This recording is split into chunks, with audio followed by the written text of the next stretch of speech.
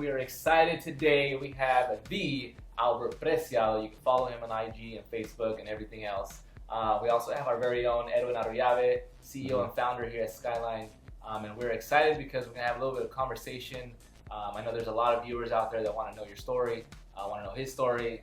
Obviously, there's a lot of comparisons, a lot of similarities, and so we want to go into it. So first things first, let's just talk about a little bit of your upbringing.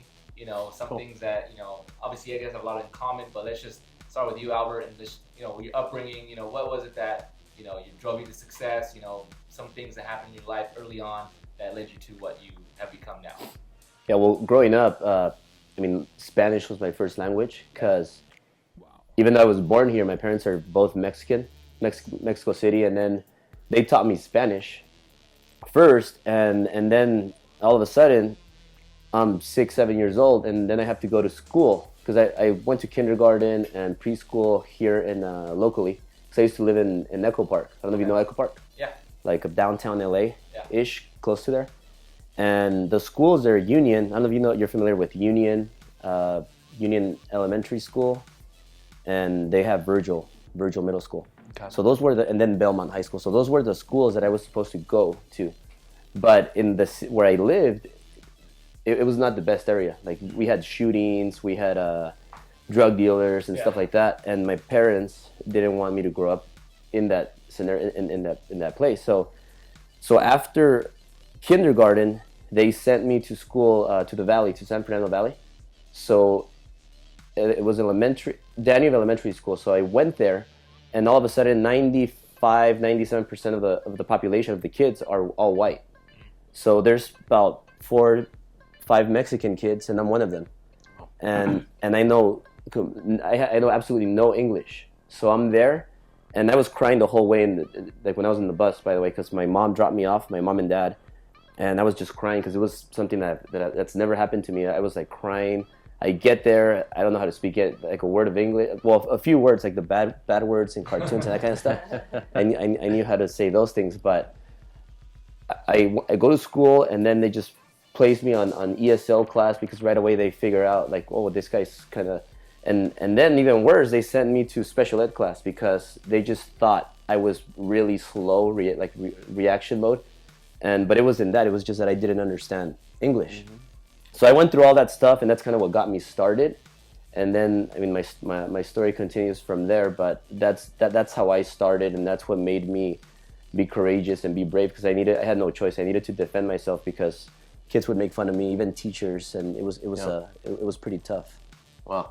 One of the things I know you graduated with, it's funny because they both graduated with like the same GPA, right? So what was your GPA when graduating high school? 1.8. Edwin's? 1.8. So I mean, you're talking about this exact same GPA. So I actually just found out another thing that you said made a lot of sense, which to me resonated with me, is I was also stuck in ESL, but because my mom she didn't understand English too well, I was stuck in ESL all the way up to the 7th grade. So I spent 7 years in ESL. And not knowing how to get out of there. Finally, I had to go talk to someone because kids would continue making fun of me because I was stuck in these ESL classes. But my mom just didn't know better, and no one checked. Yeah. So, but that was, for me, hard because I was always sort of behind on my education because of it. Because obviously you're not getting the type that you need. I mean, you're talking about, you know, very similar stories right here, obviously with the ESL, and then also with the GPAs, right? So 1.8 GPAs, but yet they both run multi-million-dollar companies. I mean, so how important was it for you to really break through that stereotype of being a 1.8 GPA student? Like, what was it that made you like, hey, that's not me. Maybe something I've done, that's not who I identify with. See, what happened, something very interesting was, during that time, I was 6, 7 years old. My dad was a painter in Beverly Hills. So I wanted to be productive. I had dreams, and I watched cartoons, movies, and I saw like all these cool things. And when he took me to Beverly Hills, though, to help him paint, because I wanted to go help, and he would give me $20. And I would save those $20, and I was really entrepreneur type of a kid, because I wanted that money to buy stuff, and then not knowing, I would resell games for more money and that kind of stuff. I would buy Jordans, and then I, like, you know, the those expensive Jordans that used to come out, and they would they would sell out right away. Yeah. So I would go with my dad and make him wait in line with me so that we could buy 2 pairs. So I would buy the pairs, and then I would sell them for almost double the price to other kids that wanted the shoes, but because they didn't wait the line. Right. But when my dad took me to paint, I saw a red Ferrari there, and I saw big mansions. And I told my dad, like, hey, Dad, how come we don't have a house like this? How come we don't drive a Ferrari? And my dad was I'm a little kid, 6, 7 years old, and my dad's telling me, like, he's just laughing and kind of tells me, like, hey, you know what? Those things are not for us. They're for the rich. And so I'm like, well, why can't we be rich? So then, long story short, I told my dad, hey, well, one day I'm gonna be rich. I'm gonna have that car, and I'm gonna help a lot of people. So that was the promise that I did to my dad, and it was kind of a test that he just threw it out there. But that's just how most minorities grow up, and I mean, he had a tough life in Mexico. He came here. And he struggled, and it was hard for him, just like many of our parents. So that's the first time that I saw that, and that just really motivated me. So when I went to school, and the kids in elementary school used to make fun of me, they used to call me wetback, beaner, stuff like that, and I had no idea what that was, but then I kind of like found out what it was, and that just pushed me to like keep fighting, and I had to fight back. And then middle school, same thing. People used to call me same things. I started getting pimples. I was really skinny. I was really insecure, especially after students would bully me. I became really insecure. And then high school comes by, and then I start liking all these. Well, I used to like girls since a kid, because I used to. But in high school, you're older, so now you like girls for a different reason. Now you kind of want to hook up with them and stuff like that. Yeah. So I couldn't get any girls, and all the popular kids would get all the girls. And I was like, why can't? And I really had a bunch of crushes on different girls, and I wanted to like get with them, and I couldn't.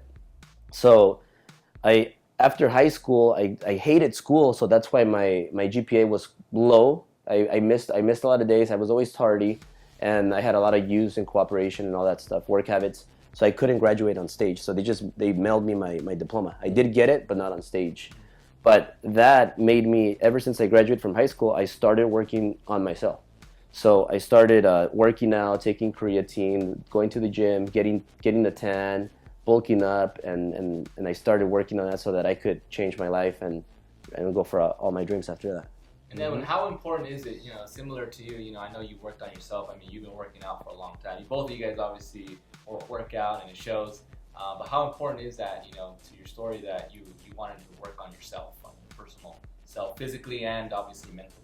Yeah, I think with me, I think the 1.8 GPA actually stood with me for a long time. That was probably the biggest weakness that I thought would haunt me. Like, that was always in the back of my head.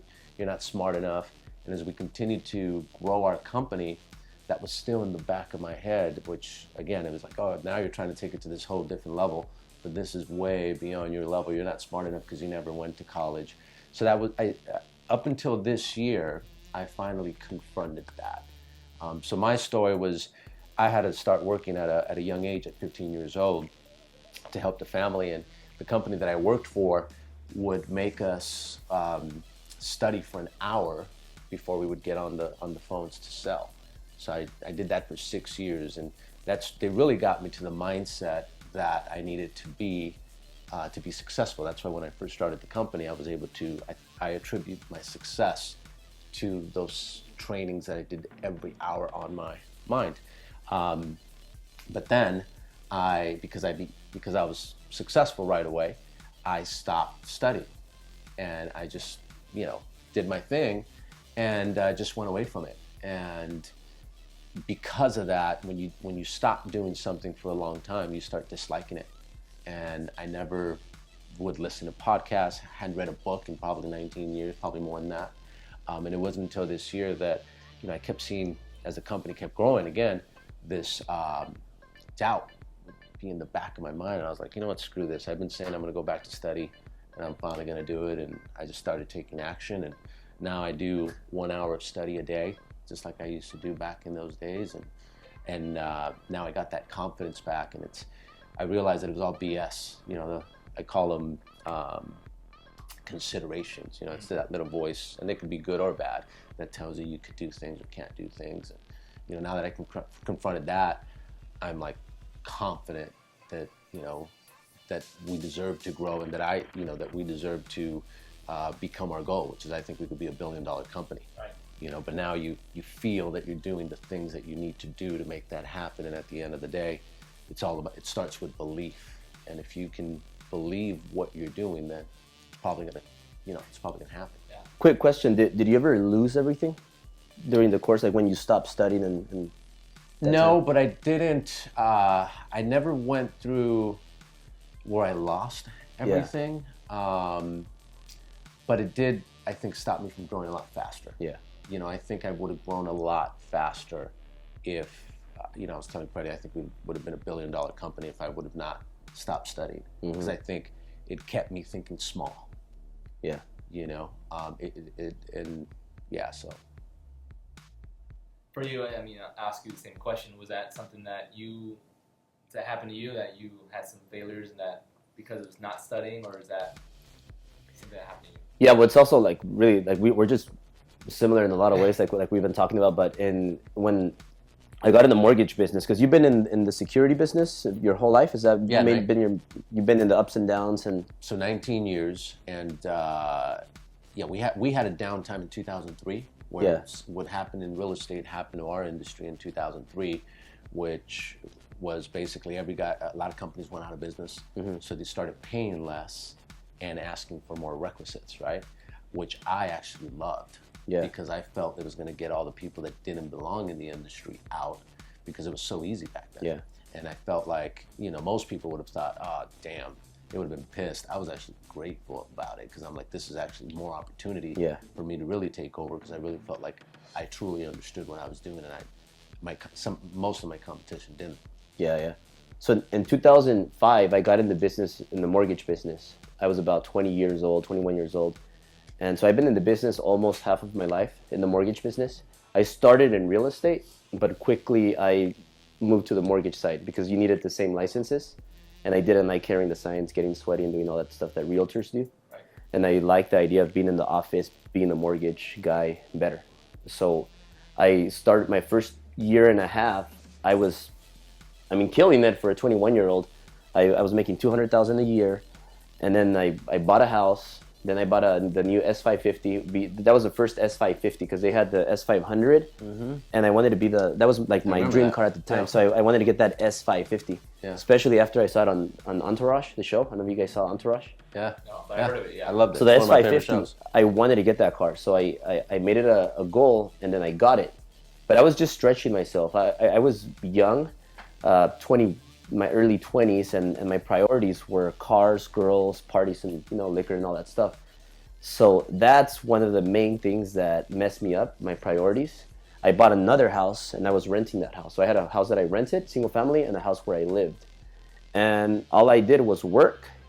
And I used to be big on self-improvement. So I read the Rich Dad Poor Dad book, and I started reading those books. It made me really successful, because my first month in the mortgage business, I closed 4 deals, just cold calling, and I got a check for $16,000. Prior to that, I worked for 4 months as a teacher assistant, just a part-time job, just trying to make some money. But I was making about $20 a day, because I was getting paid $80, $90 a day. After taxes, I got $60. After you take into consideration the drive, the gasoline, the food that I would buy, I would come home with a net of $20. Wow. So it was $9 an hour. But going from that, I quit that job actually because the teacher made fun of me, but that's a whole different story. So I get a check for $16,000 my first month in the mortgage business, and I'm 21. I'm like, whoa. And it just kept me pushing. But then I started hanging out with the wrong buddies that wanted to party and do all that stuff. I was spending all my money and getting in a lot of trouble. Right. And that's what brought me down. I stopped reading the books. I stopped doing what got me there, and I started hanging out with the wrong people. And that quickly destroyed me. And in 2008, they foreclosed both properties. They repossessed my car, and then I ended up with nothing. And I still was one of the girls that I was dating, because I was just dating a lot of girls, and I was a bad boy. And when I lost everything and I had nothing, I was such a good, just natural salesperson. Mm-hmm. So I would do pretty good stories, and I could have easily kept maybe faking it and still hold it on to a few of the girls that I was going out with. But I only wanted to save one girl, and that was her. That was Sylvia. So I wanted her to forgive me, and I reached out to her, and I was gonna say, hey, I don't have a house, a car, or nothing. So I was kind of like iffy. I thought she might just tell me to go fuck myself.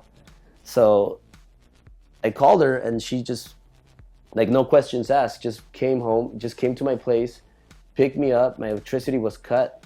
I still hadn't had my house was still, I still had the keys. They hadn't locked it out yet. But she picked me up. I had no electricity, and took me on the ride in her pickup truck. I remember that like yesterday. Cool. And then we ended up in homeless, like in Ford Explorer is all I had, so I had to sleep there for a couple months, but never quit. I stayed in the business, and I said I messed this up, and I'm gonna fight back and get everything back. Yeah. And that was kind of like my midpoint of my career. Wow. Yeah, so I think a lot of times, people, when they get down and out, they quit, right? And that's an important lesson for everyone, right? Is you don't quit, I mean, in any business, our business, there's going to be some hard times, but you got to keep going, right? I mean, how important is that? To me, that's how to keep going. So I always talk about 4 characteristics, right? One being faith, second one is work ethic, the third one is self-discipline. One of the things similar situation, growing up at 21 years old, well, from when I was 16, I did like to party quite a bit. One of the things that I was really good at, and I always attribute a lot of my success to, was self-discipline. So Monday through Saturday, I would go hard work. I would work all day. And I'd stop working Saturday around 3 p.m. And then it was just a party from 3 p.m. all the way up till Sunday, 8 o'clock at night. And I was always into girls. In fact, I've always said that's my biggest weakness, has always been, women. And, but I always had the discipline of, it didn't matter who called me on Sunday night, what girl called me to hang out Sunday night, or what party was Sunday night. I wasn't gonna go because I knew I had to work on Monday. So I knew, and I was just very disciplined with that, and I think that saved me from a lot of problems. In 2004, my dream was always to be in Hollywood Hills, and I looked at some homes in Hollywood Hills, and as I was going to put an offer in a home, this, again, my voice, my consideration was, if you get this house, you're probably going to lose everything, because I knew that was a weakness of mine. I knew if I got that house in Hollywood Hills, everyone would want to go to my after party, everyone would want to go to the pre-party, and in Hollywood Hills, there's a happening club every night, an exclusive one, right? And it's always about the party after, and I just saw myself like getting into big problems. So what I did is I bought a home in Woodland Hills, which is 30 minutes away, and I figured it was far enough to keep me from trouble, but it's still good enough that it was still my dream home at the time. I made it into a total rock star home. In fact, Slash rented it out for 2 years, which was a big thing because I'm a big Guns N' Roses fan, but that'll give you an idea of how nice that house was. And it wasn't until I got married that I felt, okay, now I have good balance, and now I went back to my dream, which was I wanted to end up in Hollywood Hills, but now I knew I had a wife. My priorities would change. I had kids. So ironically, now I go to bed at 9 p.m. So now I'm living in Hollywood Hills, dream house, but I'm going to bed at 9 p.m. and waking up at 5 a.m., so I guess it's the way it should have been. And then the other part is perseverance, right? So again, faith, work ethic, self-discipline, and the other one's perseverance, which is, it doesn't get more than what Albert just mentioned. That is true perseverance. And I always think there's always a blessing that you get at the end of the day, but I think people give up too soon, because right when you're going to get that blessing, I always say there's a big curveball that's thrown at you, or a big punch that you got that's going to knock you down to the floor. And at that point, it's about how fast are you going to get up. Most people will just stay in the ground and never get up. Yeah. Well, that's not most people. Losers would do that. Most people would sort of stay in the ground and just kind of take forever to get back up. And then you got your champions that just get up and they're just boom, they go at it, and they never give up, just like Albert just mentioned right now. I mean, that's one of the better stories I've heard as far as perseverance. I want to commend you on that. That is awesome. I appreciate it. Most guys would have quit when all that happened to them. And how long was that time, Albert? How long was that duration of that dark period?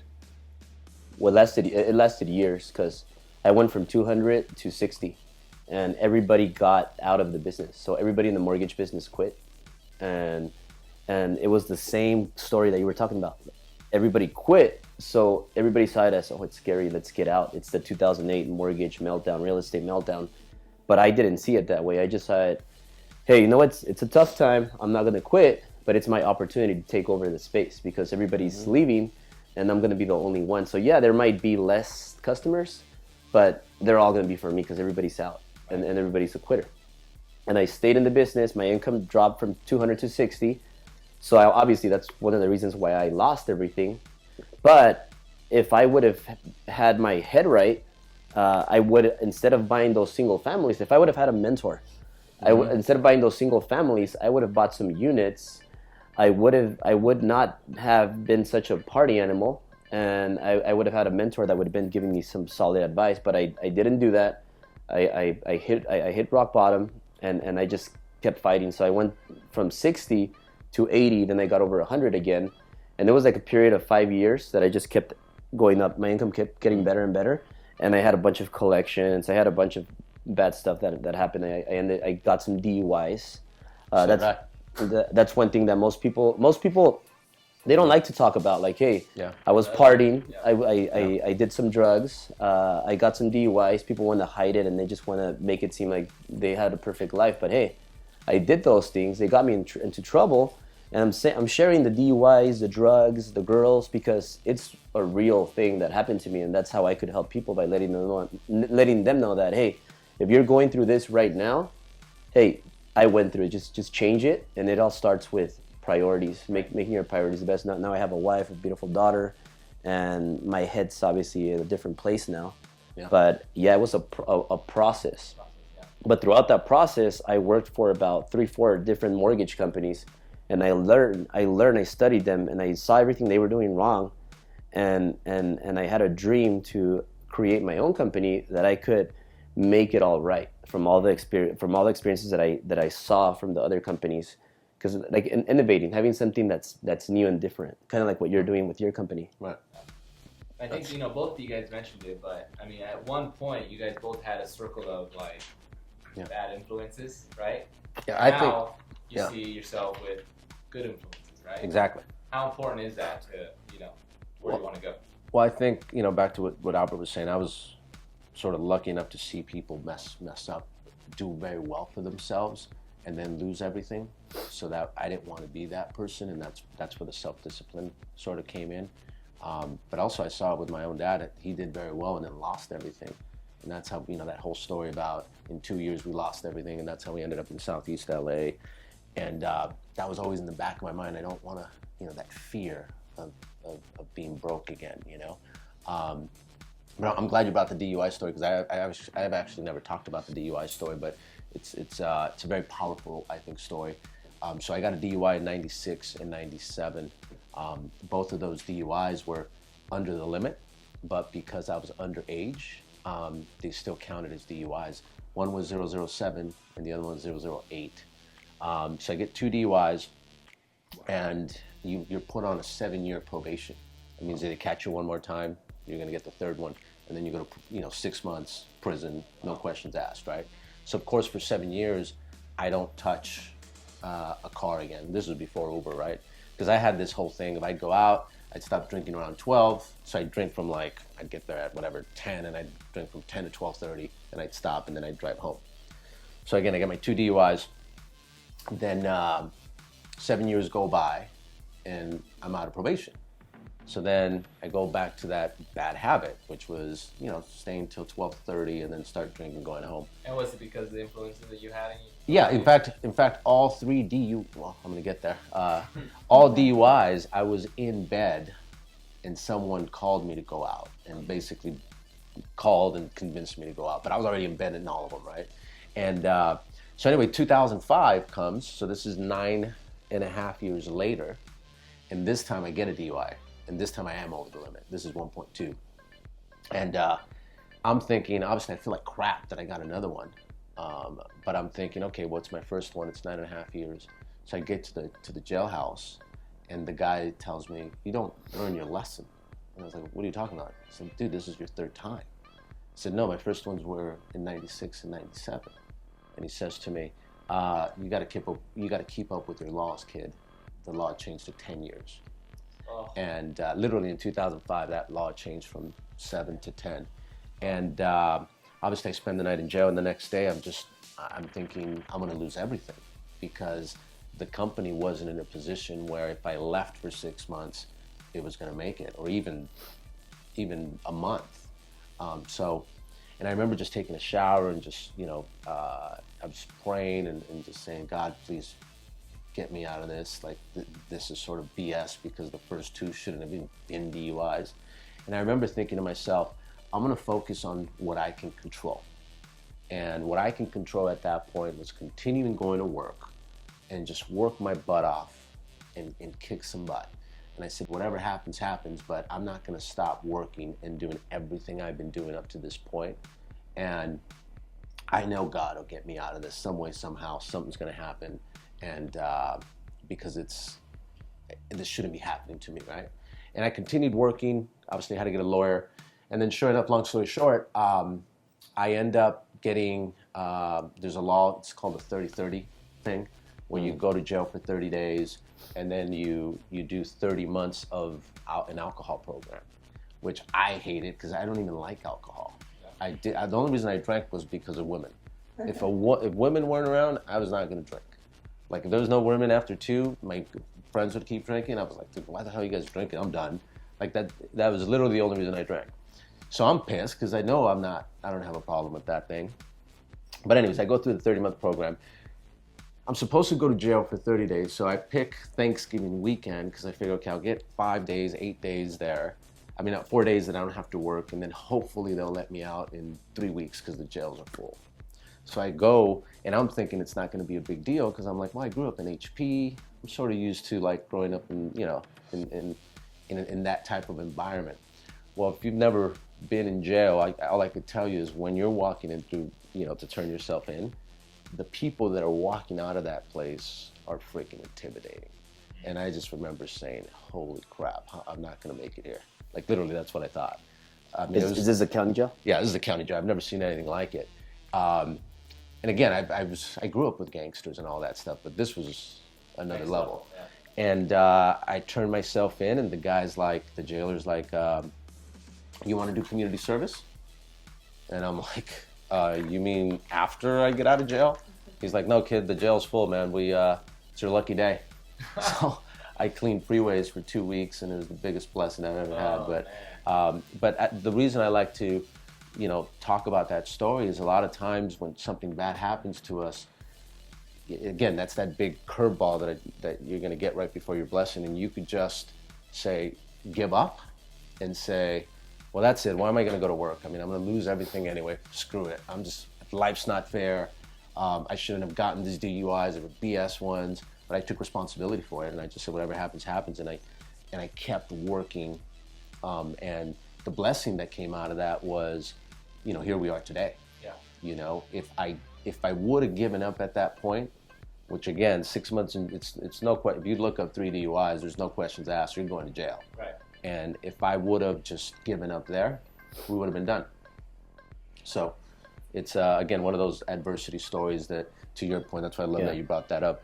Many people don't want to share, but, we all make mistakes. It's not always perfect, like you see it on TV. Let me add to this, because, a lot of people don't share this stuff, and this stuff is what changes lives of other people, because no matter your circumstance, if you're going through a tough time right now, like, they don't know, a lot of people don't know that, hey, some of people like us went through tough times, and you have to fight. And I didn't know that about Edwin, so I want to add more to this, because I don't think I shared this story as much. When I got into the real estate mortgage business, everybody loves drinking. So I ended up getting my second DUI when I was 25. Then I got another DUI when I was 26, something like that. And that's my third DUI. So it was scary too. And Sil will tell you that. I don't know. Do you remember that when I went to county jail also to turn myself in? Like, I have to go to jail. I was like, they're gonna kill him in there. Yeah. Like, it's So- horrible, especially LA County. So I told her, well, I'm driving to county jail. I'm gonna turn myself in, and it's gonna be the quickest way to get out of this. And my lawyer told me, hey, just turn yourself in. Worst case, you're gonna be there for 30 days, but worst case, they'll let you out. They'll probably let you out in a couple days. And I was prepared to go in there for a couple days. But I do remember like seeing the people there. It was just like, scary. So I go in there and I park I still at the Ford Explorer, and I go in there, park at the Ford Explorer, walk in there, and I'm just like, kind of like, okay, well, I got to do it. And I go in there, and then they just tell me the same thing. Yeah. They're like, it's your lucky day. It's your lucky day. Yeah. No way. He called me right back. I'm like, damn, that was quick. Yeah. But Wow. but What year was that it's a true for you? story. This was 2007, 2008, almost 2008, when the market was crashing. It was just one of my most hardest times. But Wow. I just Same year? As you? 2005 was mine. Five. Learned my lesson, and no one should be getting DUIs now with Uber. I mean, Yeah, right. seriously. seriously. But yeah, Wow. I looked at that as, I think it was God trying to tell me something, right? It's like, hey, I know you think this isn't a problem because I literally felt like if I stopped drinking at 12, by the time 2:30 came, I was good to drive, and for the most part I was. But I think it was God trying to tell me, like, you never know what could happen. Somebody could run a red light, but you hit them, and just because you have alcohol, it's going to be your fault. Yeah. So that's the way I looked at it, and never again. Wow. Yeah. and also because of the DUIs, it affected me with my business. Because I was denied my broker's license. I was denied opening companies, and the government, the Department of Real Estate, is really they look into that, and it was hard. And for years, I mean, I couldn't drive, but I was still driving. I remember that I had to drive in a year without a license. And it was scary because if they pulled you over again, you're done. Directed jail, right? Yeah, Yeah. and it just keeps adding and adding. That's why when you go to jail, people are just in and out of jail because it's easier to keep getting in trouble because now you're so limited. But I Nobody said, you wants know to what? hire you, I said I can't stop working, and I'm not gonna take the bus every day. Right. And I just said I'm gonna risk it and I'm gonna do it, and hopefully like God is taking care of me. And I did it, and I got pulled over a few times for like dumb things, but they let me go. And I never gave up, and now we're here. Moral of the story: don't drink and drive, right? Yeah. Don't drink and drive. Yeah. But obviously, I mean, you guys, we're finding more and more similarities. But I mean, you guys both grew up in some obscure areas, right? Yeah. Rough cities, Echo Park, Huntington Park, or Southeast LA. Huntington Park, yeah. Yeah. But obviously, you don't live there now, right? Mhm. So, was it always a plan to live? You guys live pretty close to each other as well, which is kind of funny too. But was it always a plan to live where you're living today? I mean, was that always the plan to live in the Hollywood Hills area, West Hollywood area? Was that always the plan? Yeah, so I always talk about at 16 years old, I would ditch school and I would go to, before I'd go to work, I'd go to Beverly Hills and I would look at the homes down there and I just fell in love with it. I would window shop and I'd say one day I'm gonna be here, And the reason it's so important to dream big, which I just picked this up on a podcast, an Ed Milet podcast. There's a part of your mind that's called the your reticular brain, right? And you got your subconscious mind, right? And you got your conscious mind. Your conscious mind doesn't pick up everything intentionally. And the reason it doesn't pick up everything it sees and everything it senses is because if it does, then it will overwhelm your brain and your brain will shut down. So the subconscious mind, I always have a hard time saying that, picks up everything. It picks up every sense, everything you see. And the reticular part of your brain, that's the part that filters, it's part of your subconscious mind, and it filters out what it's going to send your conscious mind. Right. Right? And the way it filters it is by, number one, what you need for survival. Number two, what you need, your dreams and goals. And number three is your beliefs, right? So what I was doing at 16 years old, what Albert was doing at a young age when he went to Beverly Hills as well, is we were dreaming. That's why it's important to have big dreams, right? So it told our subconscious mind this was our goal. So whenever we'd see opportunity, we'd see it. So I look at when I was 21 years old and I was making $70,000 a year, the VP of sales comes to my office and says, hey, I'm going to resign and I'm going to start this alarm company and I want you to come with me and be my partner with it. I can't guarantee you the $70,000 a year that you make here, but if you can make this work, you could probably double, triple, quadruple. If I wouldn't have had those dreams of Beverly Hills, Hollywood Hills, that wouldn't have been my dream and goal, so my subconscious would have never sent it to my conscious, right? And I would have never, if that wouldn't have been it, when that opportunity came, I would have said, no, man, I'm good making 70 grand a year, dude. I would have taken everyone's advice. Everyone's advice was, what are you thinking? You're making 70 grand a year, guaranteed. Why the hell are you gonna go leave for a company that's unknown? You don't even know if you could make it happen. And you're probably not gonna make it 70 grand a year again, right? I saw that opportunity. For me, it wasn't even a question. For me, it was like, man, this guy's making 250 grand a year. He's resigning, so he must be pretty serious about it. If he's willing to teach me how to start a company from the ground up, I'm all, this is my shortcut to college. And it was a no-brainer, but it was a no-brainer for me because my mind saw it. My reticular brain had it already, right? And I also needed it for survival. That's why it's important to get obsessed about something, because if you get obsessed about something, then you need it for survival, right? So then and I'll give you another story. So now I bought a new house 6 months ago. So now I'm looking into trees for security, right? So I've never once in my life looked into trees, and then I'm doing all these plants in the backyard.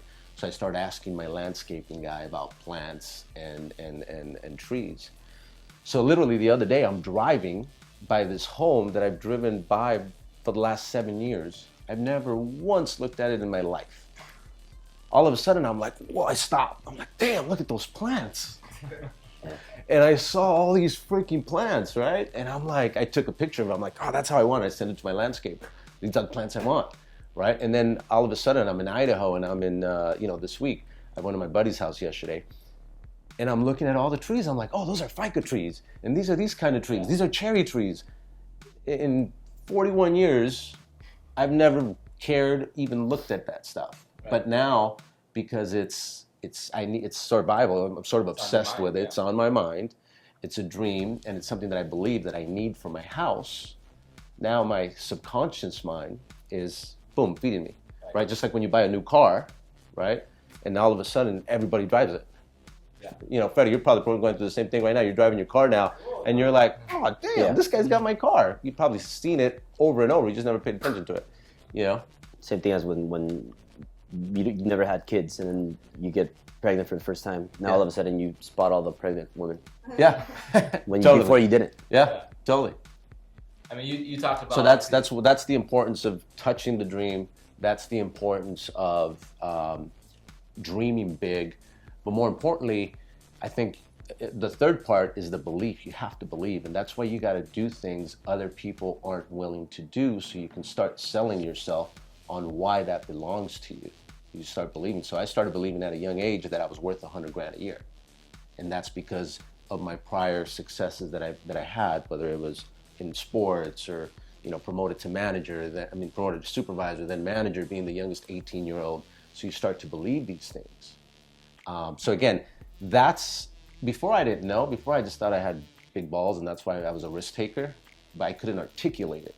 Now, again, that's why you got to study this thing. I learned this year with my study. It's like, oh crap, that's exactly what I did. It was my reticular brain, and I'm fascinated by it. To add to that, I had a story 3 years ago, I just said, you know what, I want to get my dream car. So I had my assistant buy a Ferrari replica key from Amazon, and I used to carry that key. And the funny thing is that I go to the gym, right? I go to Equinox, so I have my keychain. So I would just get my fake key with my keys and put it down there next to the machine. Yeah. So that everybody could see, like, oh shit, he has a Ferrari. Yeah. But it was a fake key. So you know the key how it has the little thing right here, the replica key doesn't have that. It's just like solid. Okay. So but people don't know that. So I just have the key laying like there with my other keys. And it stands out. It's like a big friggin' red. So I'm doing it on purpose, Yeah. and I'm visualizing. So I got that key to promise myself that I'm gonna get this car by 35. So this was 3 years ago. And I was 32. So I made a commitment to get it by 35, and I ended up getting it, and it took me 2 months. 2 months. 2 months. I wasn't ready for it, but I mean, I thought I wasn't ready for it, but I just got it. And it just brought me so many blessings. All of a sudden, now I'm driving a Ferrari. Now a ton of people want to do business with me that didn't want to before. And then we're pregnant. So I named my daughter Italia after the 458 Italia. Nice. That's why her name is like that. And now I made a similar goal where I carry a check. So I made a check, kind of like I got it from Jim Carrey. I made a $1 billion check. That's a cool story. And it has a date when I'm gonna cash it.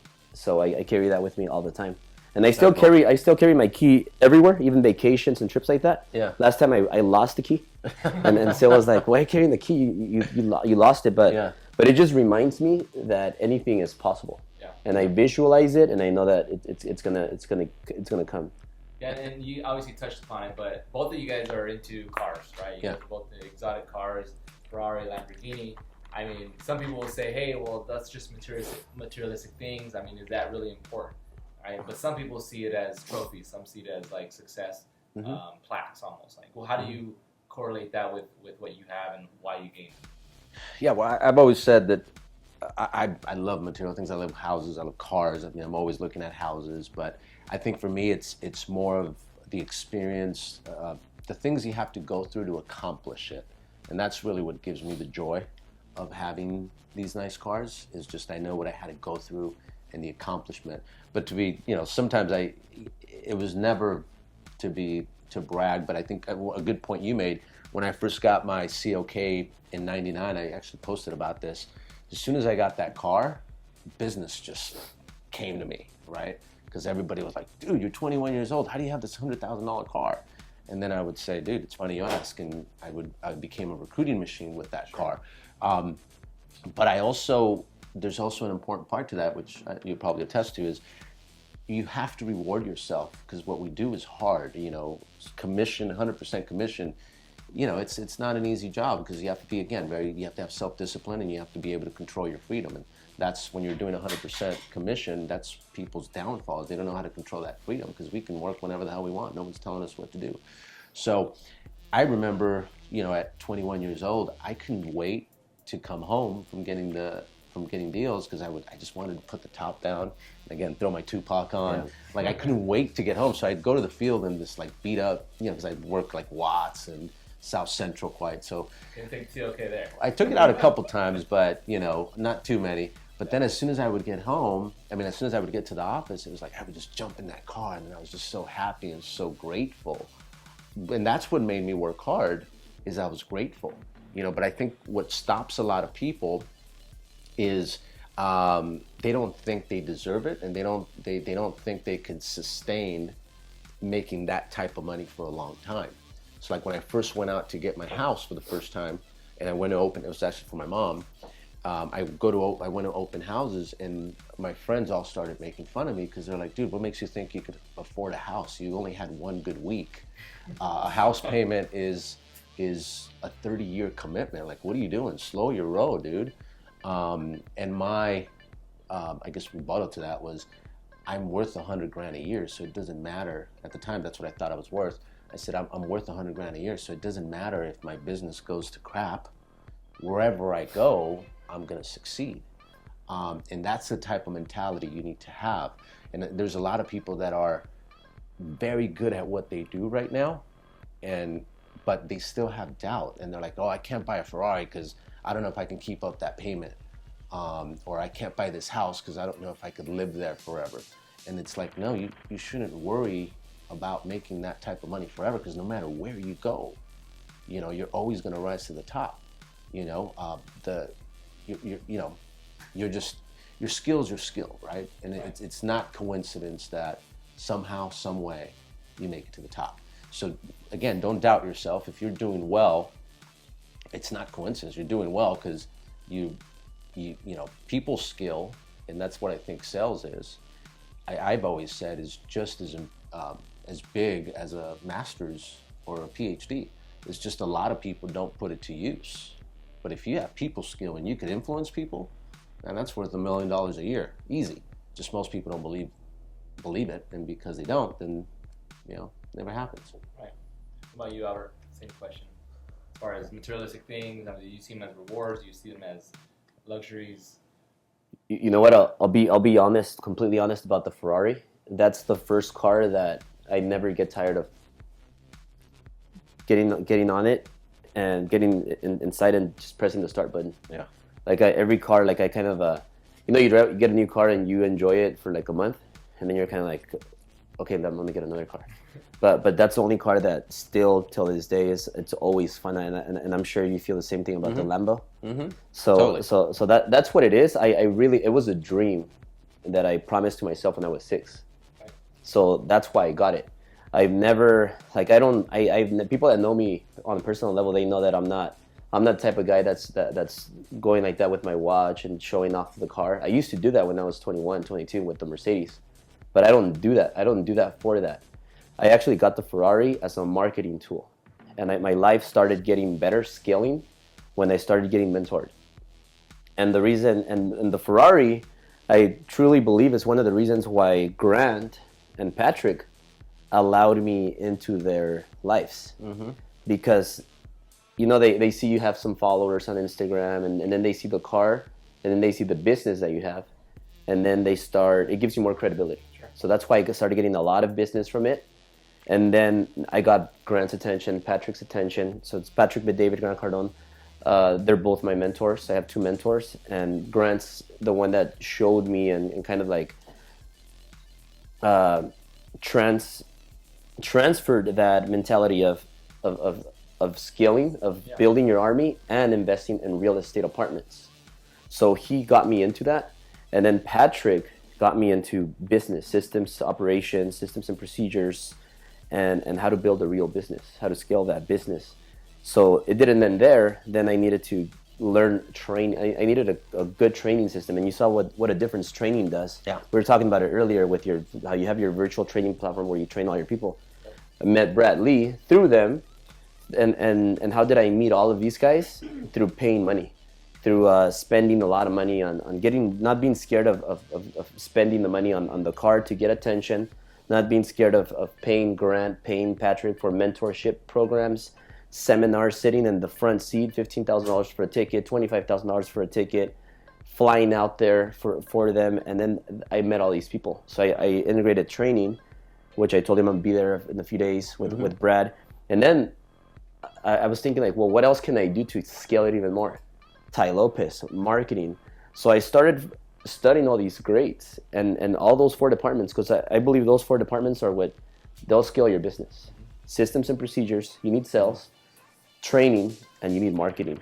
And that's what, being around those people, they introduced me to other heavy hitters that now I think like them. Now I think like the new jet that Grant got. Now I'm thinking billion-dollar company, multi-billion-dollar companies, because all my friends, all my new friends think that big. And it's, to me, it's like what I want to do. Like, and yeah, I want to do the billions, but it's not so that I could show everybody, hey, I have billions. I really want to change the world. There's a lot of things that this world needs like help on, and I want to be able to have all that power so that I could be an influence to the world. Right. And it's a stark comparison, right? Both of you guys explained that when you guys had the network of not going anywhere, partying, doing this and that. I mean, your life ended in a kind of almost tragically. Right? But now your mentors and people who are around you really take you to that next level, right? And the importance of having a mentor or mentors Yeah. in your life is really, how you're able to scale. Yeah, I mean, I think with me too, just some of the organizations that I belong to, like the YPO, Young Presidents Organization, these guys are doing, there's 14 members, I think 15 are like billionaires, right? But you don't want to look stupid, right? Like you don't want to look like everyone's growing in the company. I mean, everyone's growing in that organization. So every month you hear, oh, this guy just did this guy just did that, and they're all growing their businesses, every year. So it makes you step up your game, because again, nobody wants to be the dumb one, right? Yeah. That's like, oh, that guy's not growing, everyone else is growing. So it keeps you competitive, it keeps you going. And again, I think that's why you got to surround yourself with people that are doing very well with yourself, because they'll automatically bring you up, because you'll want to, especially if you're competitive, you're going to want to keep up, right? And you're just like, man, that guy, I've always had the mentality, that guy can do it, I should be able to do it. Like we both have the same amount of time in the day. Yeah. And I love it because it drives you, but it also, most people don't like that because it makes them feel uncomfortable being around people that do way better than they do. Wow. But again, you don't grow unless you're uncomfortable.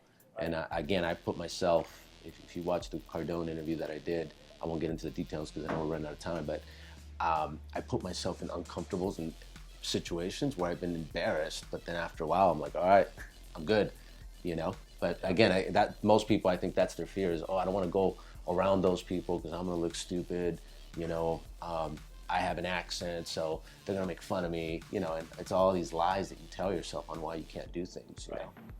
And that's how we met, through doing uncomfortable things. Yeah. I met you by being in that same circle, same environment. Mm-hmm. Grant, Brad, all these guys, and if you don't do those things, then you're gonna stay little. Yeah, before we went on the, before I went on the Power Player Grant Cardone interview, I only slept 2 hours. That's how nervous I was, and I tried going to bed at 10, because I was like telling Freddie was coming in late, and I said, dude, I can't wait up for you. I got to sleep my 8 hours so I could be on for this interview. Yeah. I was so freaking nervous. 2 hours. Yeah.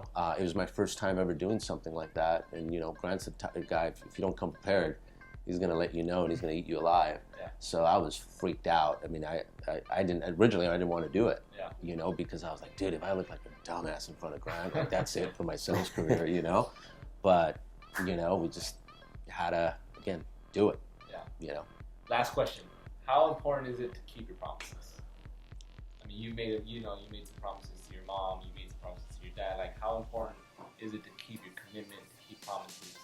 It's everything, because like if you say you're gonna do something, you need to make it happen. People tell me that, hey, when Albert says he's gonna do something, he does it, and I like opening my big mouth and saying I'm gonna do this because it holds me accountable. A lot of people don't like saying things because they don't believe they could do them. And my dad always taught me that, like, hey, let the results speak for themselves. But I learned that, you know what, I'm gonna scream out my goals and my dreams, and I'm gonna say I'm gonna do it by this date.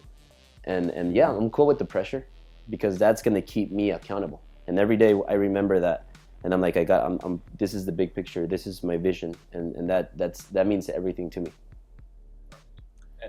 I mean, a huge point that he made that I hope if you guys are taking notes, you have to have the date on when you're going to do it by. Because if you don't have a date on when you're going to do it by, so I have this thing is you have to declare, right? You have to say what you want, then you immediately start taking action. Because if you don't take action, it's just a thought, right? Or it just becomes a dream, right? So again, you declare, I want a Ferrari and I want it by this day, and you immediately take action. You immediately go to the dealership, and if they look at you stupid and like you don't belong there, who cares? That's just a lie that they're trying to tell you. And then the fourth part is the integrity part, right? Mm-hmm. So declare is becoming, right? When you become something, I'm worth $100,000 a year. I am not a renter. I deserve a house, right? That's declaring that, and you believe it. Then you start taking action, and then the have is the date on when you're going to do it by, right? And then the last part is the integrity part, which, to Albert's point, it's everything. Because integrity means you keeping the promises you make to yourself. And if you can keep the promises you make to yourself, then what happens is you start to believe, and that's what gives you confidence. And that's really everything, confidence. When you have confidence, you can do anything, right? And again, what does your reticular brain give you back? Whatever you believe. So if you keep coming through on your promises that you make to yourself, then you believe, right? And then you're gonna see these opportunities come to you, and you're gonna, that's how you end up with, the Ferraris, the Rolls Royces, the houses, and the apartments, the big successful companies, right? But you have to keep the promises you make to yourself. That's where most people fail. If you don't keep the promises you make to yourself, then you don't believe, because you're full of crap. Yeah. And if you don't believe, then again, belief is where it starts. Yeah. So it's everything.